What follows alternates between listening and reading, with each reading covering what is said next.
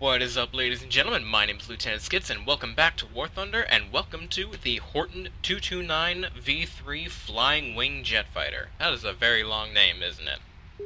This is the product of 21 hours, give or take, 21 hours of grinding with the Focke-Wulf 190 D13 after I finally got the content pack that gives you the D13. And honestly, it was incredibly worth it. After I learned how to fly the D13 reliably and started hunting bombers with that, it was actually pretty easy to get the 229. It still took 21 hours because, you know, there was still the learning curve of the D13, and I do plan on doing a video on the D13 at some point. The 229 also has a very somewhat difficult learning curve. I wouldn't call it a very hard plane to master, but it isn't exactly one of the easiest planes to master. So, the Horton 229 is a battle rating 6.7 jet fighter. It's going to cost you 220,000 RP to research and 610,000 Silver Lions to purchase. Stock stat card reads 865 kilometers an hour max speed at 6,000 meters. Or pardon me, at 12,500 meters. No, it is 6,000. I'm sorry, I'm reading the stat card wrong. Turn time, it says 28 seconds. Rate of climb, 20 meters per second. Takeoff run, 750 meters. Armed with two 30mm Mark 103 cannons with 340 rounds between them. And if you're playing an arcade, they're going to take a full minute to reload. So keep that in mind. Watch your shots. And I also want to point out the skin on my 229. This is not how it's supposed to look. This is the Horton 229 Meteor skin by Zuggs Wong III on live.warthunder.com. Link to that skin is in the description below. He's done a lot of other 229 skins. I'm not sure what other skins for other planes he's done, but the three I've seen so far, they're really awesome. Go check him out. He does a lot of awesome camos. Now, the stat card says 28 seconds turn time, 20 meters a second climb rate.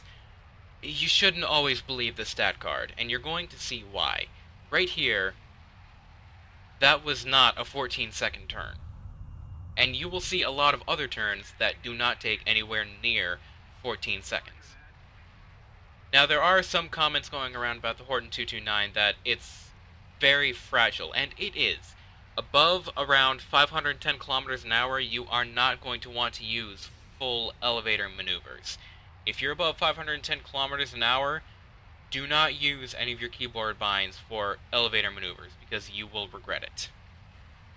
Below around 510 or 500 kilometers an hour, though, don't believe anyone when they say this thing can't take any G loading. You will not snap off at 1G. You can easily pull some very good boom and zoom maneuvers well above 510 kilometers an hour. Right here we've got an F-84 Thunderjet below us, zooming through the canyon. We've got a German Tempest going after it, but let's be honest, that Tempest was very low. His speed isn't going to be high enough without a dive to go after it, so I know my speed is going to be plenty high enough after a dive to go after this. Now, maneuvering above 510 kilometers an hour, yes, you will snap your wings very easily if you pull too hard. But below 500, as I said, you can throw this plane around all you want, and it will pull maneuvers that I haven't seen a plane pull outside of, say, Spitfires or Zeros. This thing is like the Spitfire or the Zero of the jet world. When you are pulling these boom and zoom maneuvers, however, you are going to watch your speed because it's not a very fast aircraft. It doesn't have the greatest energy retention, especially not in the turns. If you start pulling even light maneuvers with this thing, you will start losing energy pretty quickly. F-84 goes vertical, just slowly pulling my crosshairs up to go after him. You can see very easy maneuvers. Fire off a few shots, get a hit in, a couple sparks, no criticals. And you can see there, right there, overload up to 7 Gs, and I'm just fine. Very close quarter, and 9 Gs, 8 Gs. Wings are still on, I'm perfectly fine. You can pull Gs in this aircraft, but you have to be careful of what your speed you're doing it at. Just taking a few more shots, critical hit to the left aileron. Yeah, he's not getting away. I've got him. I've just got to catch up with him. P80 up high. Take a few more shots. And I thought that 190 had taken care of that P80, but unfortunately, here comes some 50 cals. Now, I almost did a very bad move there. I almost pulled a very hard left turn at about 680 kilometers an hour. That would have snapped my wings. But look at this beautiful loop that this Horton 229 just pulled. That was a beautiful loop, and that is why I love this plane. Look at the turns this thing is pulling on this wingtip right here. And I'm not sure what this P-80 pilot was doing. Did he just get the plane or something like that? I am not entirely sure, but he's trying to turn in a P-80. You don't do that with any jet, especially not a 229.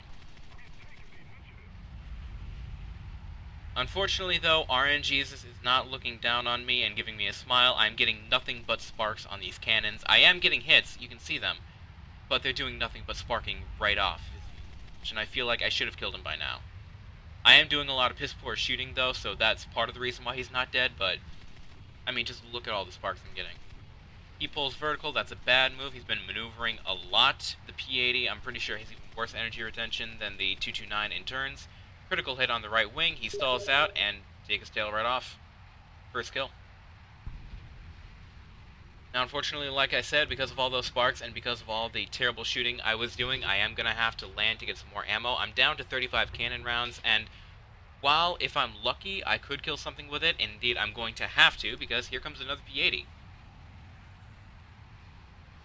Now, something I want to point out about the 229 is it's not a tank. It's not as durable as, say, a Thunderbolt. It isn't hard to kill if the pilot is good enough and pulls... Just look at this beautiful reversal. Full air brakes, full combat flaps, you will turn this thing around on a dime.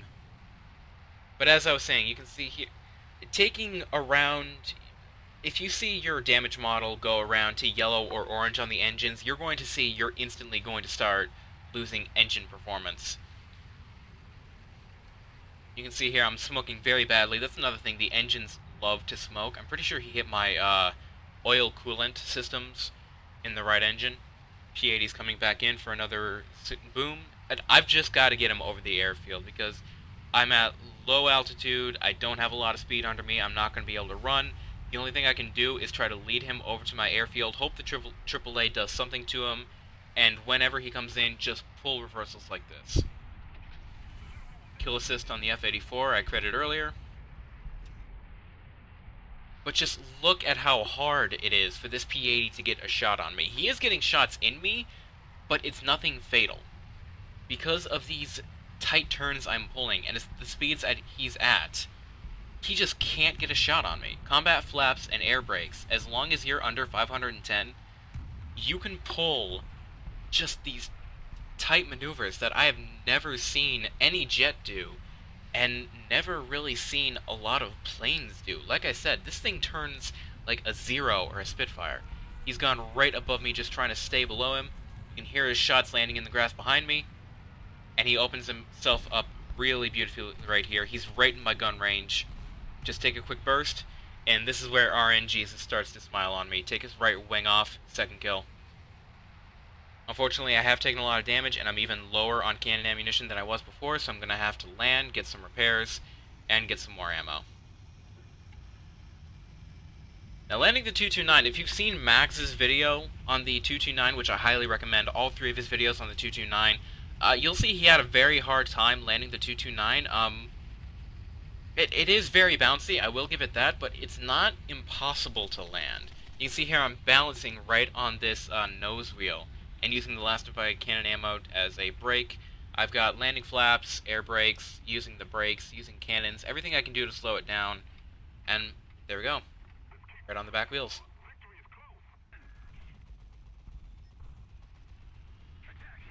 Now, as I was getting ready to take off, I heard the AAA opening up, and here comes a B-29.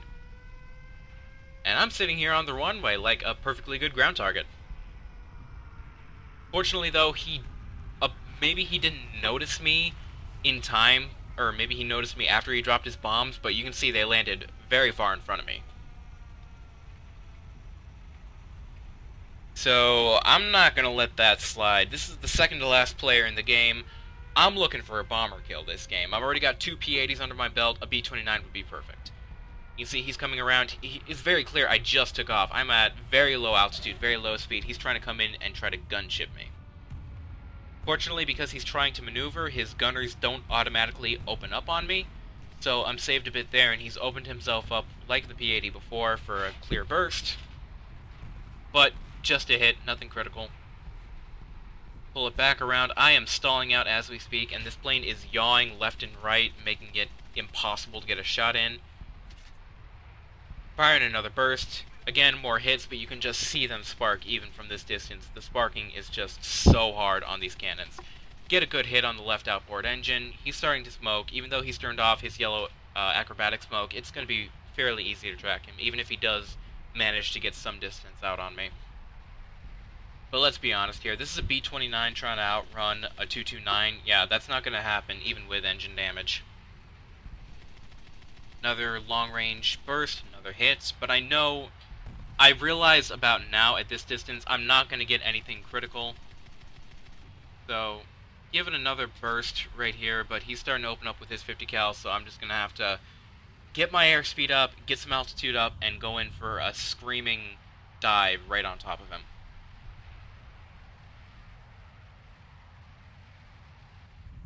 And this is another thing I love about the 229. If you get around 600 to 700 kilometers an hour, you will easily pull up above 10,000 feet and have plenty of altitude to dive on whatever target you might need below you. Now, unfortunately, above 15,000 feet, I've noticed its engine performance really starts to lag. Above 15,000 feet in a 10-degree climb, you will not be able to get above around 300 kilometers an hour. You're going to have to start pushing your nose down to about 5 to 0 degrees to start gaining any more airspeed above 15,000 feet. And it just gets worse the higher you go, so that is definitely something to keep note of. This is not a very high altitude fighter. Its engines are just not built to go that high.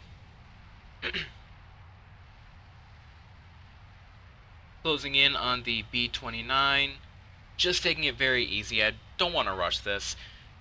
450 caliber machine guns versus this thing has no armor, and it's very easy to snipe the pilot out of it. You do not want to sit behind bombers in this thing. It has no armor protection whatsoever. All you have is the, like aluminum and the wood frame that this thing is built out of. But like you saw earlier, as long as you can pull these really tough, tight maneuvers, you can easily avoid any boom and zoom attack that might come after you. If they are really in a screeching, high-speed dive, and you just pull a sharp turn into them, no one will be able to turn with you, and you can just pull away, let them lose their airspeed as they try to turn back on you. Right above them, about a kilometer away, just roll it over the top, and just dive right in on them. Dive right into the gauntlet of those 50 cals. Take a long-range burst there, hit, nothing critical. Another sort of long-range burst here. More hits, more sparks. Can hear the engines now. Another really long burst, and cut the tail right off. Third kill of the match. Just turned right back to watch him spiral down into the mountains. And that was actually the end of the match for me. The last player alive is a Spitfire at like 6,000 meters, and he ends up snapping his wings off trying to dive on another 229. That was the second to last player on our team. So, with that in mind, let's go check out the results for this match.